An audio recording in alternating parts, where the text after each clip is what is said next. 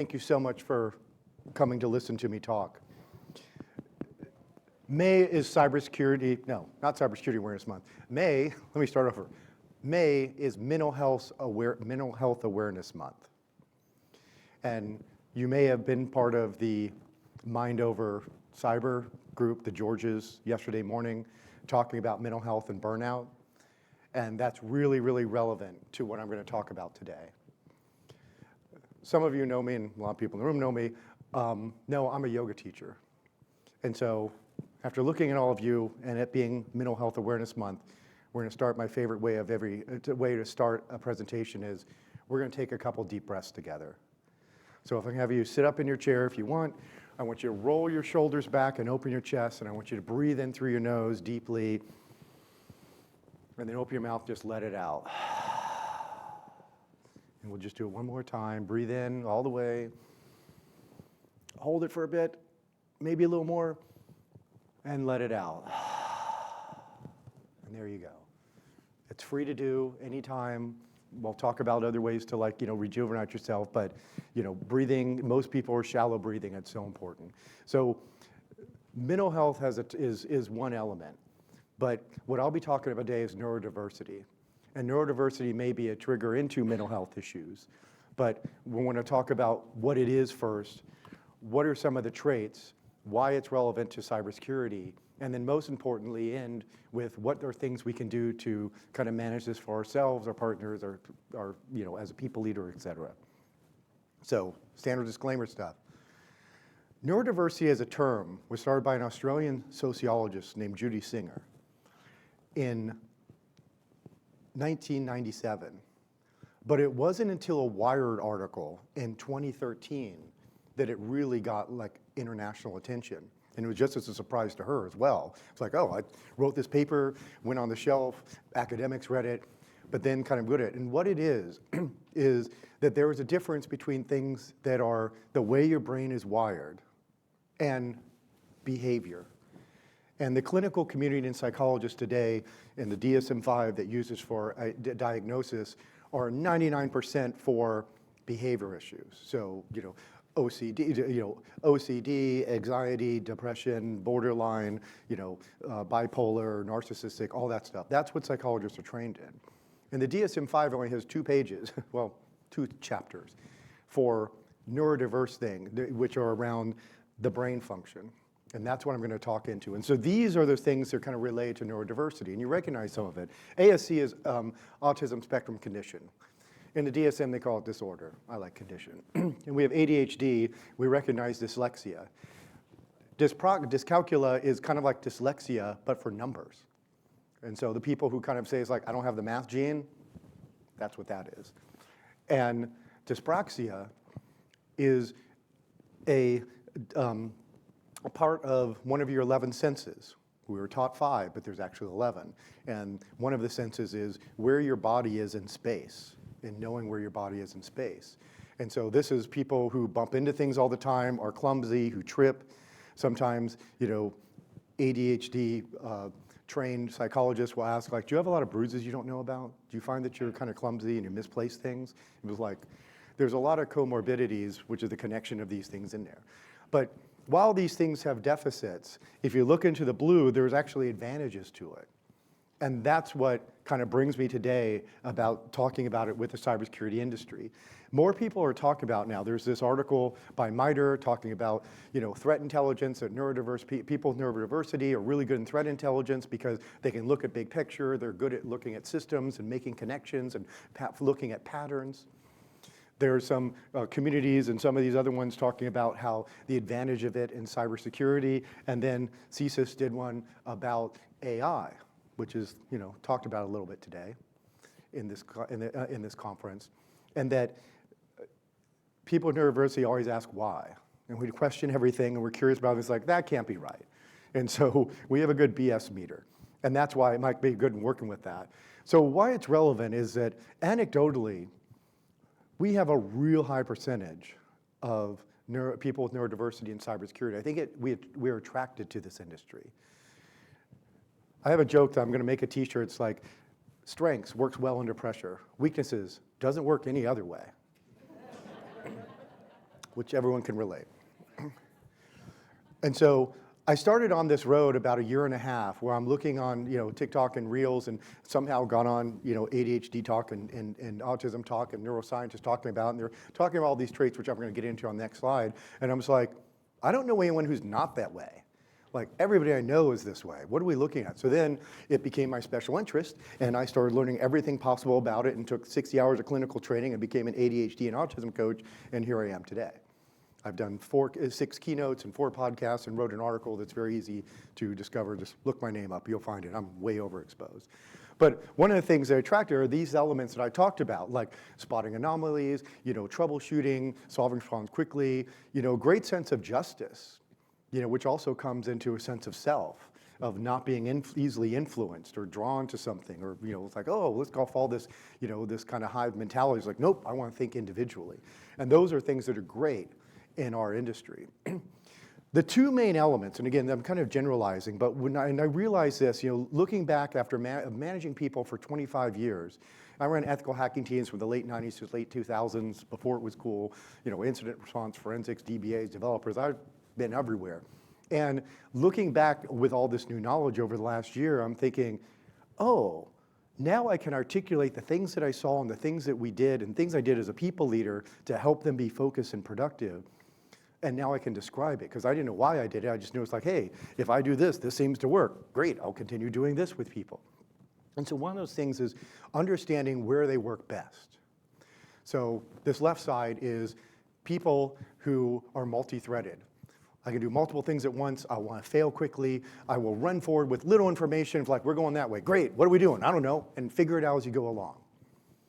And then on the other side, there are people who are single-threaded. Like, I want to do each task meticulously. I'm afraid to fail. And I'm not going to take that first step until I'm sure of every single answer for every single step until I go on. And both are fine. But they have their specialties. These folks make great security operations people, penetration testers, incident responders, waiters and bartenders. These folks make excellent forensics, developers, project managers.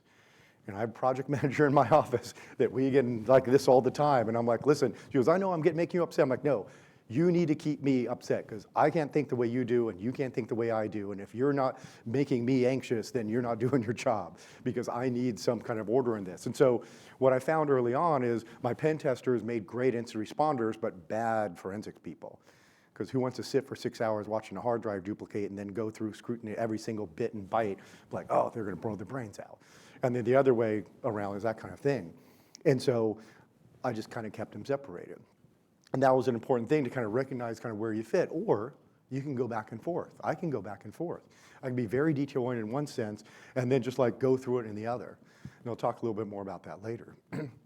So I don't want to touch on this too long, but when we talk about these traits that are kind of outside, so here we see these 2 things. And I honestly believe that, and I had a long discussion at lunch today with somebody about this, that we're really immature in our clinical community here in the US in behavioral health and understanding this topic. And I think that there's a lot more combined. Being the kind of outside observer, kind of looking at this and working with all these clinical people and studying all this stuff, they're studying like, okay, wait a minute. I'm seeing things that aren't really connecting based on the stuff of systems and connections. And I'll get to like the answer in a minute, which is executive function, which I'll have a slide about that. Because I see a lot of similarities, and I talk about, in this process, I learned that I'm autistic and ADHD. Cool. And so I take advantage of each side and the other, and I'll sometimes say, it was like, oh, my ADHD side did this, but my autism side did this. And I kind of use it to my advantage. So on the ADHD side, we're seeking creative solutions, we're good at troubleshooting, work with little direction, all that kind of stuff, because we have these different things. And on the autism side is where we get the order. And so just like I said, there are these 2 elements of single-threaded and multi-threaded. It kind of goes with these 2 things, but it can transition. I mean, everything is a spectrum, and you may be more the other or be able to swing back and forth.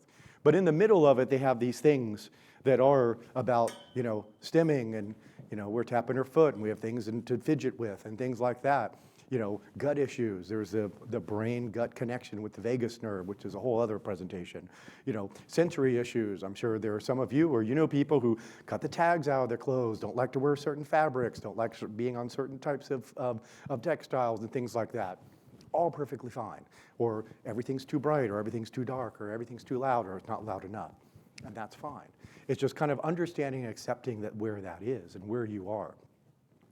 So when it comes to the work attributes of these people, it's like, what's really great in working is like they're very passionate about their special interests. And so when your job becomes your special interest, like cybersecurity, then you're all in on it. You want to know everything about it, about whatever you're getting into, whether it's security operations or application security or identity management or whatever.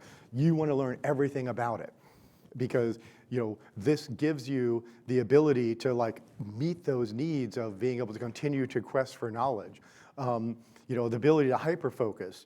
And between autism and ADHD, like the hyper-focus is more temporal.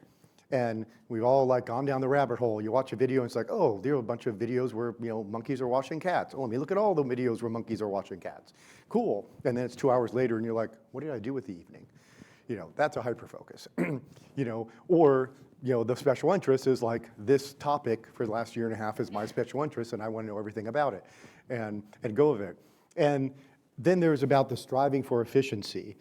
This is where I kind of mentioned the waiters and bartenders thing. As little as 7 years ago, I was a bartender on the weekends on a riverboat, on a dinner cruise on the Potomac River when I lived in Northern Virginia. And I love the game theory of it, right?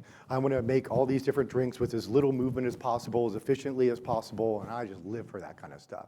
There was a quote that was inaccurately attributed to Bill Gates about hiring lazy developers and they'll find the most efficient way.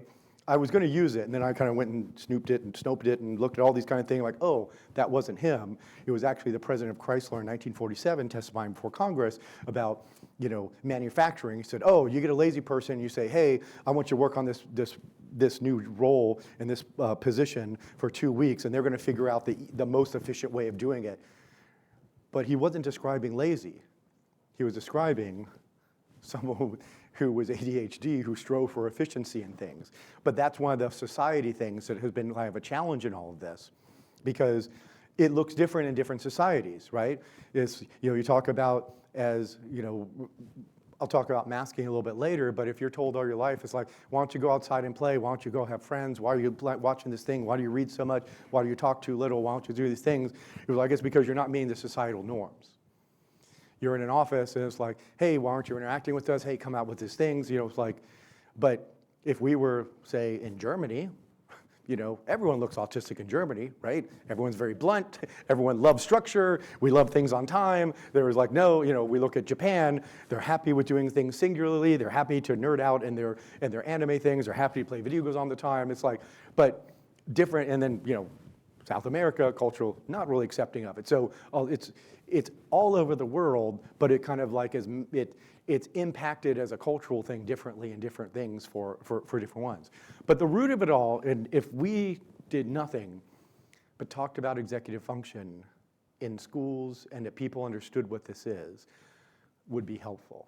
And I'll tell you why. Because your prefrontal cortex is the part of the brain that is the doer. Back of the brain is where things are stored, information stored. Middle of the brain is where all the stuff like interacts. But the front of the brain is the actual go-to and do stuff. And so we have all these executive functions that could be in or out of regulation. So impulse control, emotional regulation, planning and organization, focus and attention, self-awareness and task initiation, working memory. We all have the person, or we could be that person ourselves, who interrupts a lot. It was like, oh yeah, let me tell you something.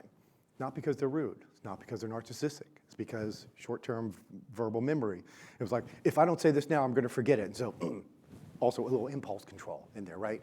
And so it's kind of like building a Dungeons and Dragons character. You got a warrior. You want to like high strength, high agility. Maybe charisma's not as big a thing. Whatever the other ones are, I forget. But you're building that. But in that sense, you're doing it towards a goal. You know what kind of class and you're going to be, and you know what kind of missions you're going to go on. In life, all those dice rolled, and you just get what you get. And then you kind of figure out how to manage it going forward. But And so a lot of us has been able to manage having, let's say, really poor time management and time myopy. And this is like a big one. We talk about ADHD people always being late. It's not because they don't care. It's not because they don't know. It's not because it's not important. It's because they genuinely do not have a good clock in their head to know how long time is. And Dr. Barkley, who's one of the godfathers of ADHD, did a test where about 10, 15 years ago, where he had, a light turns on, a light turns off. They said, how long was that? He said, 10 seconds. And neurotypical or neurodivergent around the same deviation. Then he had the light go on. It's like, after 10 seconds, I want you to physically turn the light off. Neurotypical people, same deviation around that time. ADHD could be 2 seconds, could be 30 seconds. Like the concept of time completely off. So when you have that meeting in 5 minutes, like, oh, let me do this real quick. And 20 minutes go by, you're like, crap. That's why. It's not because you don't care, it's not because you're stupid, it's not because of it, it's just your brain is not wired right to be able to do that. So you can supplement and have timers and alarms and all these kinds of things, and you may have already done that, knowing that, but it's not your fault. It is not a behavior thing. It is the way the mind works. And so that's just one of the things of like, these are executive functions, because if we look at it like in a general sense, here's a well-regulated executive function. We got this great traffic pattern and cars are moving. What do you think a poorly regulated one looks like? It looks like that. But these cars have the same ability. They can go just as fast, they can hold as many people, they can be just as effective. But it's all these other things getting in the way. So one of the things that we kind of struggle with in the clinical industry is like, and even just historically, ADHD. So you're hyperactive or you're inattentive. Get over it. That's not a really strong thing. I think it's a naming thing. If we name this, and Dr. Barkley wants to rename it, executive function deficit disorder. That's what it is. It's not an inattention or hyperactivity. It's I have poor impulse control, and I have poor emotional regulation, and I have time blindness. That is nothing that manifests itself in being inattentive and or, hyperactive. But this is really kind of going, and I like to do comparison to left-handedness. My father was born in 1940, he's left-handed. My entire life, he said, I was one of the few people in my grade to be allowed to be left-handed. Because if you look at this, you're like, oh, a lot of people in the 40s and 50s were born left-handed, and then we have the 12% today. But let them be left-handed.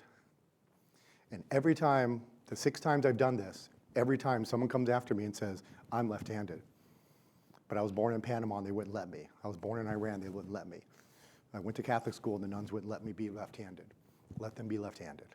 Let them be neurodiverse. Let them be chatty. Let them be impulsive. Let them be loud. Because they're going to be more effective. So when I talk about attention distraction, so each of these slides could be a whole class in itself. So I'm trying to run through the thing, and make sure that I'm keeping time. Is that, so there's 2 types of attention. This one I thought was kind of interesting, is that there's bottom up, which is like lizard brain attention, right? This is keeping you alive. You hear a bear in the woods, or you hear rattling in the weeds, you're on. You when you walk across the street and all of a sudden before your mind, we're like, what was that? And the car went by and you missed it. Your brain's kind of keep you alive. Every animal, every mammal has that. Now, top down is unique, only to higher primates. And that's attention based on interest. And that attention is like, ooh, I like this. Oh, I want to do this. Or this is interesting to me. And so that is a unique thing that we have, which can get us into this hyper-focus, which can get us down this rabbit hole, which gives us down this thing. And so that's what's kind of unique about it. And then we have 2 competing processes of focus and ignore. The more you can focus, when people get in this attention tunnel, like your kids are playing video games and it's time for dinner, and you're like, Jeremy, can you hear me? Jeremy, time for dinner. That's the attention tunnel.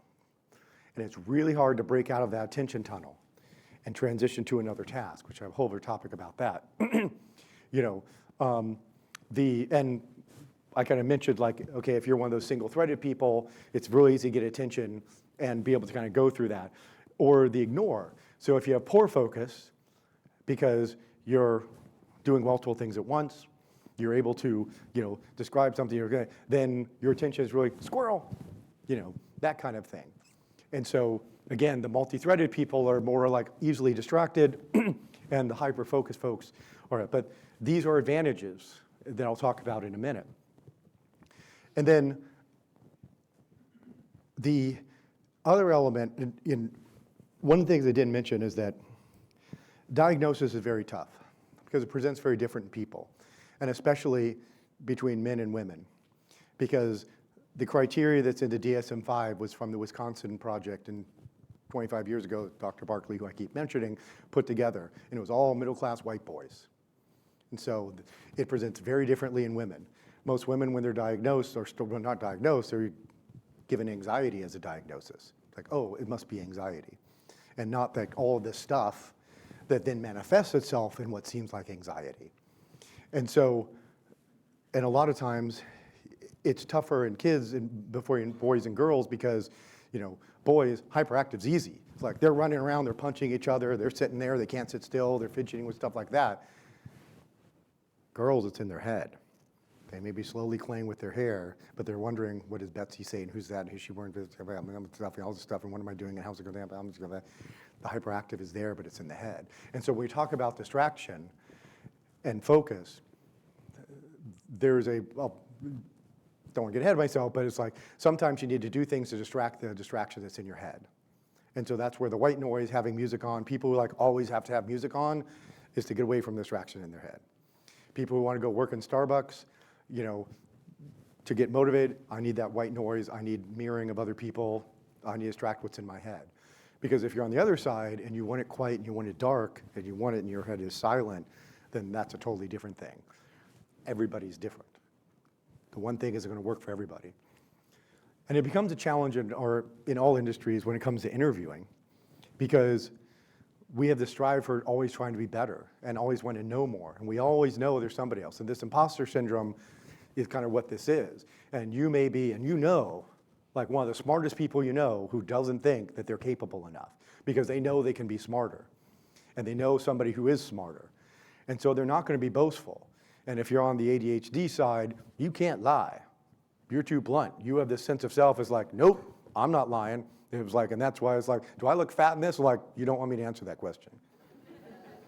It's like, you know better than to ask me something that you don't want to know the real answer. But if you want the real answer, ask me to anything.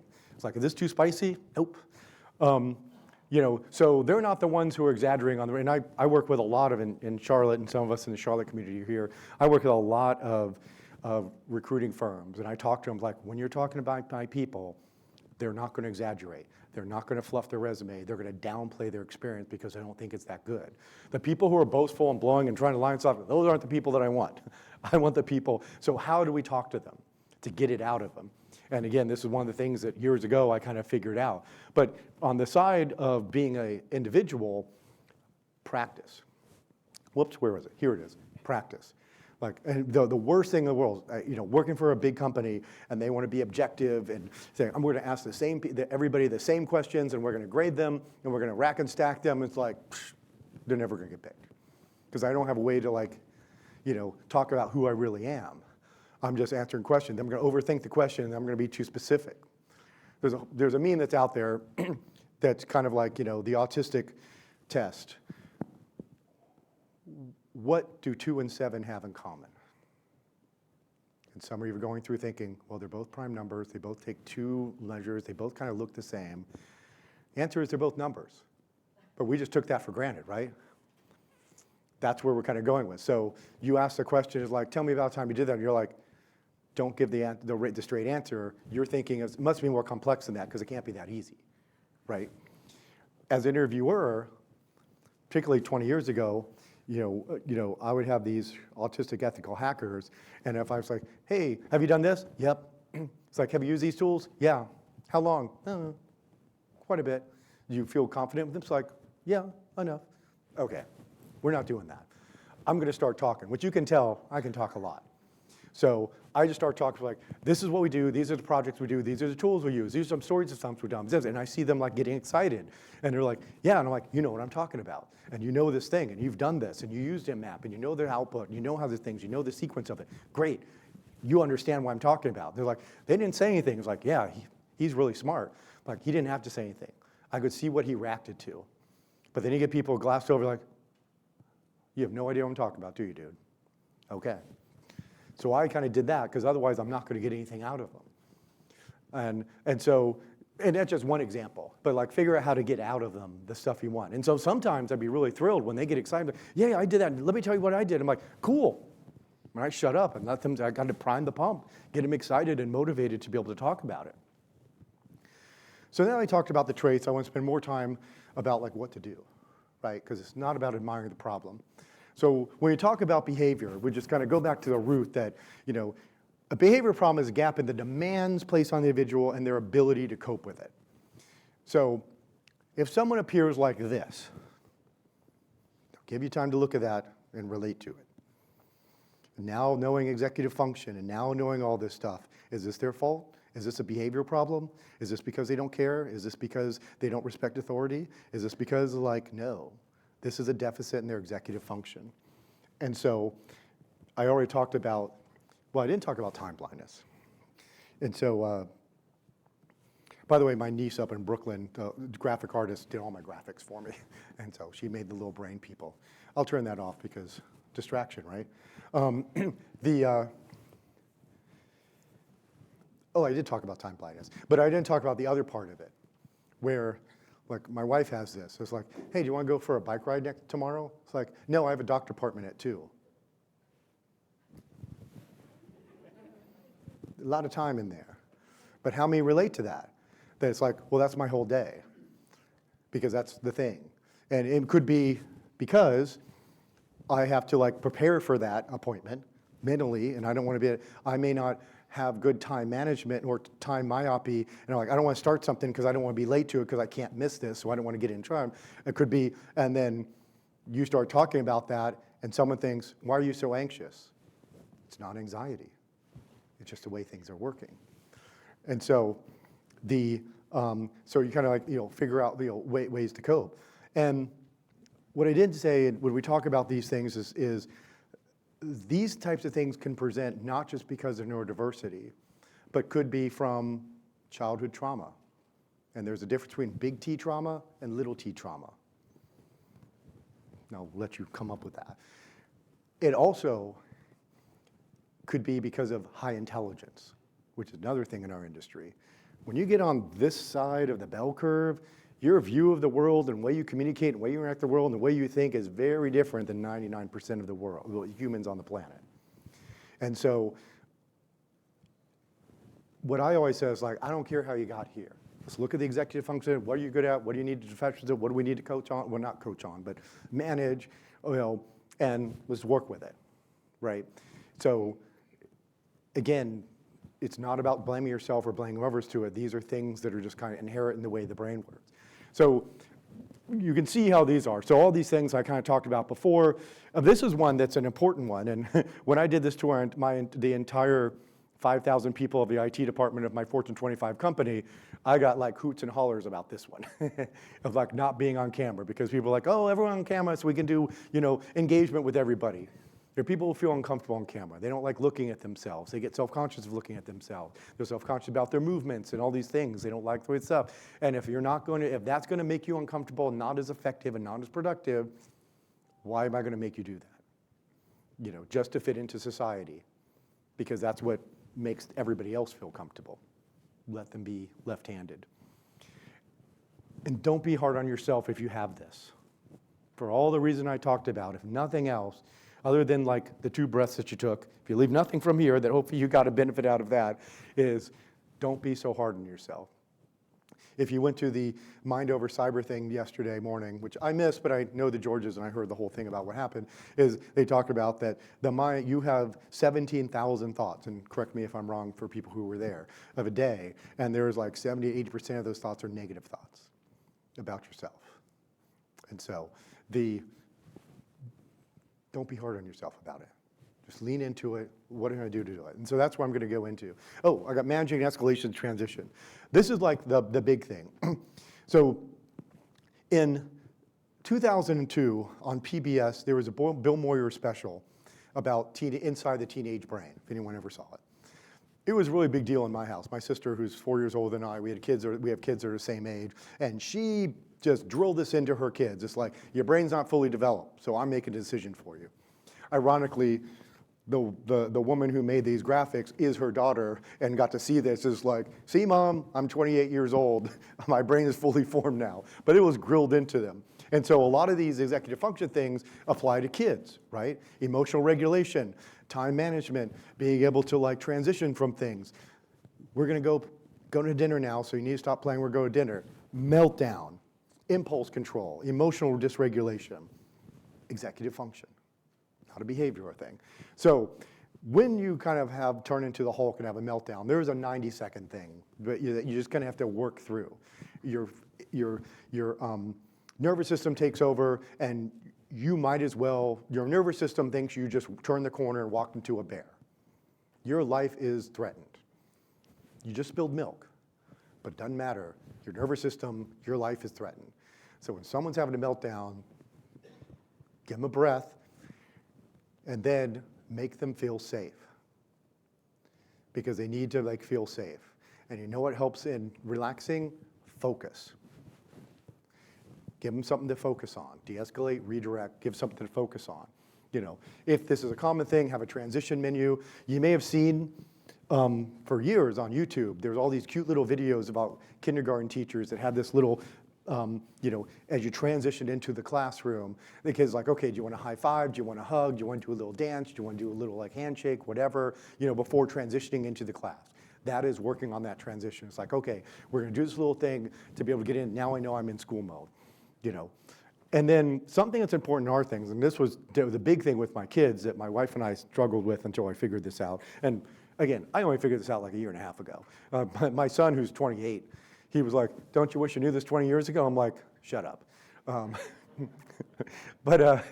Is that, you know, she's playing mother and comforting. And it's like, it's okay, honey, don't be sad, it'll be fine, everything like that. It's like, nope, they went the logic.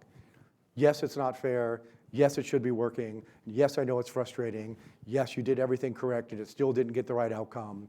That sucks, dude. Like, I know, right? All right, let's try it again. You know, may work, may not work, but that's an option.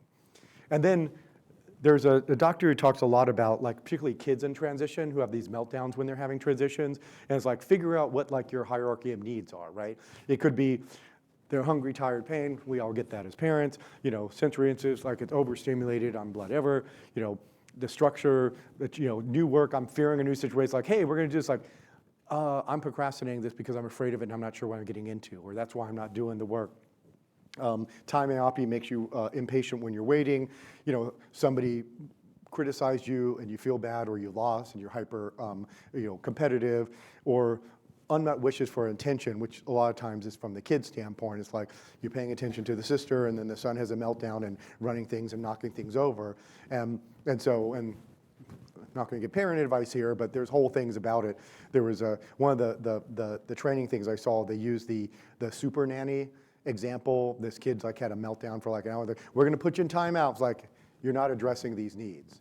You're just trying to offload it, and the kid's like not getting addressed and attuned to be able to like just say, I understand you want my attention. I'll be happy to give it to you. Let me finish with your sister. And I'll be like, can I have you sit down or do this? Or here's a thing to play with until I do that, okay? I see you.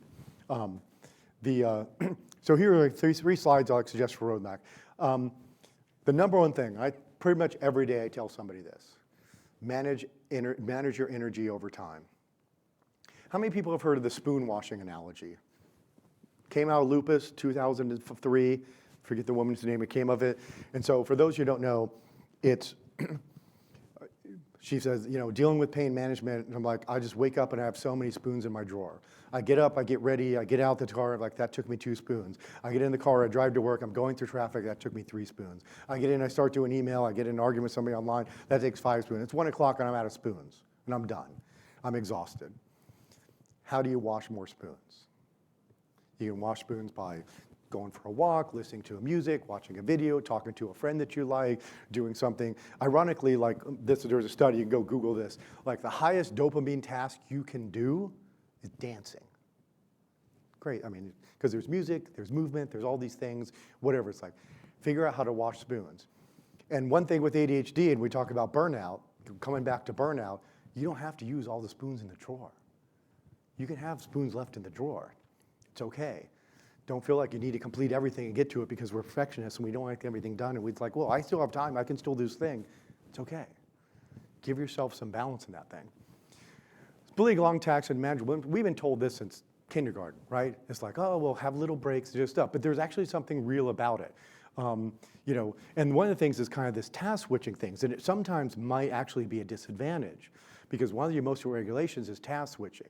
One of the things that I found that I'm really, really good at, and a lot of people in operations are, it's like, I'm working on this thing, and then I can jump to this thing, and I can work on this thing, and then I can talk something, and then I can have something to eat, and whatever. But there are some people with certain executive function regulation that when they switch tasks, they're like, okay, I need to prepare, I need to switch this, okay. And then going back there, it's like, all right, I need to kind of transition, and what was I thinking about, and all this kind of stuff, and that's fine.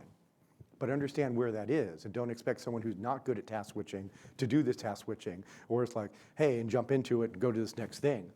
And so that's why, while we all say that, okay, take breaks every 5 minutes and it'll be faster, it's like, no, if you take a break, then it's going to take you another 5 minutes to get back into it. Setting timers and deadlines. This is like timers, sticky notes, we have object permanence, so like how many of you like put sticky notes everywhere that's in your face so you don't forget, have all kinds of, I have a whole list of apps coming up that you can use. Momentum to get work done, do the high dopamine things really that go really quickly and get those done first, and then it kind of gives you momentum to the low dopamine things. There's a concept that we call ERO, event, response, outcome. The closer those are together, the easier it is for you to focus your attention. So when someone says like, my kid can't have ADHD, they can play video games for 7 hours. Well, bad guy gets up, shoot bad guy falls down, that's quick outcome. When you say, do a book report, well, I gotta read a book, and then I gotta write a lot of stuff, and the outcome is not till like all the way down here, I'm gonna put that off. And so the closing of that like is what really makes it easy attention. And we just got to kind of work on how to like do the things to make sure we do that ERO and short motor bits to kind of get through the continuum there. Pairing low dopamine to high dopamine tasks. This is something you're probably already doing. You're listening to music while you're doing stuff. You're dancing around. Where'd it go? Okay, all those kind of things. Body doubling. I did this with my sons all the time. Is like, they're working on a paper, and it's like, all right, I'm just not motivated to get started. It's like, it's cool, dude. I'll just sit next to you, and I'll work on this. Remember talking about going to Starbucks because of a stimulation thing? There's also the body mirroring and being an adult and seeing other people do it that kind of helps in motivation. Don't inject morality and procrastination. Don't start thinking you're bad. I talked about that before because that's just going to spin you up and kind of keep it going. It's like, give yourself grace. And it may be from an energy standpoint, like, I don't know why I'm exhausted, I can't do it. It's like, give yourself the grace. You have, because there's a lot of things that we go into that can emotionally like drain your energy that you don't realize. You're not just because you're walking up the stairs. And managing transitions that I kind of talked about. So here's some cool tools that kind of do different things. This obviously will be available. You can watch this whole thing later. If you Google my name, you'll see I have an article written about this on the Cybernest that pretty much goes through a lot of the same stuff, and you'll see all these and access to these things. But just to kind of touch on a couple of them, Goblin Tools is a fun one because like if you don't know how to start a task and because you're not sure where, if you don't know how to do a task or like you're procrastinating because like I need to clean the bathroom, I'm 16 years old, I don't know how to clean a bathroom. It's like go to Goblin Tools, like how do you clean a bathroom? It's going to use AI to say, here's a list of tasks and little check boxes. And so first get the cleaning products, take everything off the basin, wipe off the basin, wash it down, clean the floor, blah, blah, blah, blah, blah, blah. And you get to check these things off and you get these dopamine hits. Don't we love checking off stuff off our list? It's really, really great. Some of these are games, some of these are timers, some of these are things that kind of keep track, do a game theory of things. Some are like a recipe book of how to like get things into production, get things done. Focus Calm is a brain. I'm doing a study with this with a university in Virginia where it's a headband that measures EEG of activity in your brain from 1 to 100, most relaxed, most active, 50 is normal. And so there's these games that are a very small ERO that are like that you're doing, and you like try to be calm while you're doing it, and because you're measuring it. In the lab, we have a slot car game that it just measured your relax. So the more relaxed you are, the faster the car goes, and you race other people, to kind of train that into it. The EEG thing's not a thing, but at least it's like these are things that train you while you're doing it. In Charlotte, I'm known as the cruise director. I am the social coordinator for the CISO community. I am the one who knows all the people, all the things going on in town. When someone has a dinner or a happy hour or an event or a conference, I get involved with it, and then I share it with all of my friends and give them access to it, and I help set up the agenda and things like that. Community is so important, particularly in cybersecurity, because it's not just security, it's not just community, it's a support group. Sometime during the night, they'll be crying and hugging. It's like, we need each other. We're really, really tight, because not many people understand the kind of thing we do. Going back to burnout. You see people walking around who are from the Mindover cyber group that have Ally on the sleeve. If you don't know what it is they also like do fighting, protection, martial arts and things. And so what that is like, if you feel unsafe for any reason, whether you're male or female, and you can go up to one of the people with the armband and get comfort. And just like, somebody that is an ally that will kind of help you. And it could also be emotional regulation as well. And so you need a group that will accept you for who you are and be able to support you. And your friends get it, like they have the friend groups that get it, so you can all be nerds and weirdos in our own sense and argue about whether Batman or Superman's better or whatever, but we don't care, and we'll passionately argue with it, and then we'll go have some pizza, whatever, because we accept it for our quirks. And friendships really, literally can change your brain, for the better. So isolation is really, really bad. And so find the people who accept you and go to you. So my last slide is, what do I do with this information? And so I kind of say, if there are anybody in salespeople, or if you know salespeople, like, so now that you know this, how are you going to change your approach? I work with more vendors and startups than anybody, and this is what I tell them. I'm like, you can't do a high pressure things. You can't like try to do let me walk you down this path, because we're going to see it coming. And if you're going to make us uncomfortable, we're going to shut down. So try to just be our friends, accept who are on, those kinds of things. And I'm not lecturing anybody, I'm just saying, like, now that you know this kind of thing a little bit better, talking about this is not behavior, give yourself grace. And particularly in energy, managing energy. And uneven skills, focus on the positive. If something's good at it, that somebody's good at it, encourage that.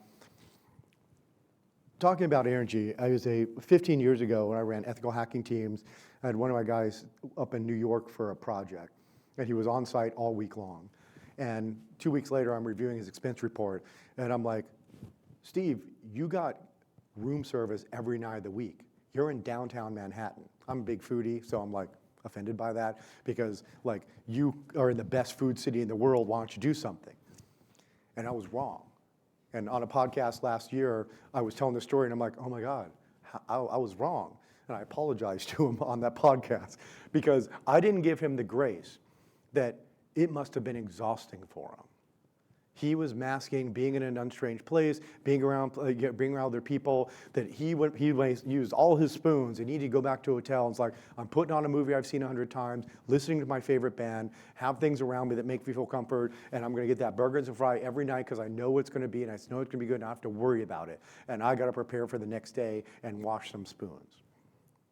And we need to give ourselves that same grace. That it's okay. If you wake up one day and it's like you're not feeling it, then you're not feeling it.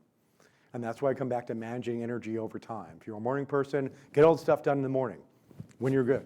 I'm a morning person. Like, first 2 hours a day, I can do anything. Come in the afternoon, it's like, all right, I'm not as focused. If you're a night person, my son stays up all night. His focus from like 11 to 4, 8 p.m. to a.m. And so it's like, do it overnight, get it to me in the morning, who cares? And letting people left-handed, they work best when they can be themselves. And the last thing I'm going to say is that you see so many people that are being diagnosed as an adult. And there's 3 phases of acceptance to it, kind of like the 5 stages of grief. I was having lunch with a friend of mine a few months ago who said, Rick, who's in his 40s, he said, Rick, I finally got diagnosed, I got some medication, I've been on it for the last 2 weeks. I have had the most productive 2 weeks of my life. I have never gotten more work done. And now I'm thinking, oh my gosh, what if I did this 20 years ago? How successful would I have been? What would my life have been? And I said, Jason, you're in stage 2. Stage 1 is anger. Why didn't anyone tell me? Why didn't the teachers tell me? Why didn't my parents tell me? It was like in anger. And that's a quick one. Then you go into stage 2 of sadness and regret over what could have been. And that's okay. but because stage 3 is next. And stage 3 is excitement, that now you understand all this. And now you have treatment, you have medication, you have ways of tools, you have understand how to do this. And this is the first day of the rest of your life. That you can now manage, you understand this, and you see it in other people, and you embrace it, and you accept in other people, and you start talking about it, and other people are accepting you and sharing their stories, and we can all move forward together. And that's why I talk about this, to normalize it and socialize it, so all of us can remove the stigma from it and help each other out and all be productive and successful. And with that, I thank you so much for your time.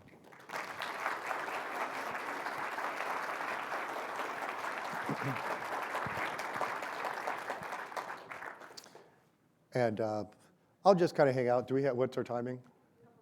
4 minutes left. If someone wants to come up to a microphone and ask a question, it needs to be on the mic because it needs to be recorded. If not, I'll be hanging outside. I'm actually going to be in booth South 228 tomorrow from 11 to 12. It's kind of a meet the speaker thing, 228 South. Yes, sir. Hi, I was just wondering if you could quickly talk about how some of these things that you talked about present differently in men and women, because I think a lot of us culturally are more attuned to spotting some of these behaviors in men. Yes, absolutely. It's the Wisconsin study that I told you about, is that we did more research, which is like in everything in healthcare, right? You know, it was tested on men and looked at men. And so, like I said, more internally, you know, so when we talked about the going through, perfect example is, you know, where I may say, if I come across a problem like, all right, I see a path out, I'm running forward and doing that path. Where traditionally women may say, okay, well, we need to make sure we do this or that. Do we have to get that? Do we have this thing? We sit there. We make sure we do this thing. Do we have this thing? We're going to have this stuff. And I'm describing a good friend of mine, and it was like, why are you being so negative? Let's just get this going. And she's like, why are you just running forward without even planning? And we're both comforting ourselves. We're like, oh, I'm just going forward. And she's like, okay, let me make sure everything is taken care of. Okay, now I feel good. Let's go do it. But I'm interpreting that. And that's like, I want to say, if anything at the core, it's kind of like the way that you're approaching things. And that's why it's misdiagnosed anxiety 9 times out of 10 on the female side. But it's not anxiety. It's they just want to make sure they cover all the bases and they feel comfortable before going forward. Yeah, whoever was up first, go ahead. Hi, do you have any advice for folks with avoidant personality condition? Yep, no, exactly. And I didn't talk about some of the other comorbidities of pathological demand avoidance and, you know, slow cognitive tempo and things like that. That are all things that kind of come into it. But really it comes back to community, because there are other people that are like you. That it's really scary to go out in the world with people who you feel like have been judged, and probably all your life you have been judged for being different. And if you can find the people, and you could start online, then can transition, and some organizations, some cities have communities for it, some online groups have online groups for it, to make people who are comfortable, who may be as uncomfortable in being around strangers as you may be because of that little t trauma that you've had all your life, but finding people that accept you and let you be the self you are is like the bottom line to it. Yes, sir. Hi. If you look at the Myers-Briggs personality inventories and all of those, I've taken many of them and they all score me the same. I am about the most hardcore extreme introvert as can be. But looking back all the way to grade school, all the way up to my current position, there's always been people in my life who, in a position of power over me, and decide that not only do I need to be fixed, but that they're the one to do it. So even in a professional environment, how would you suggest someone like me address that with like a boss? Yeah, absolutely. Great question. It also kind of brought me up another thing, which I'll touch on in a second, is I mentioned there's something about sense of self. Sense of self is like being comfortable with who you are and not being ashamed of it and not being influenced for things like this. And so I would say today is a day, this is a day that you can stand up for yourself and say, this is not something to be fixed. It's something that I need to kind of work on. You know, and so what I talk to a lot of college kids, and I had one woman tell me, it's like, I'm ADHD and I'm autistic and I'm very blunt and I talk too fast and I'm afraid I'm going to cut people off and that it's not going to be effective. I'm like, lead with that when you talk to them. You say, hey, this is the way I am, just to let you know. And most likely people leaders like, same, let's work with. So again, going back to finding it, but I would say kind of stand up and say, this is where sometimes, and it's a whole other discussion about whether to get diagnosed formally or not, because when you're formally diagnosed, it's then like a protected disability and you can get accommodations and things, you can kind of fall on that. So I need to stop here. Introversion's not a diagnosis. I'm sorry? Introversion's not a diagnosis. But it's also an output, it's probably an output of one of these things, is what I'm saying. So we got to stop here. Thank you very much. I'm around, like I said, tomorrow, 11 o'clock, booth 228 South, if you want to talk more. Thank you.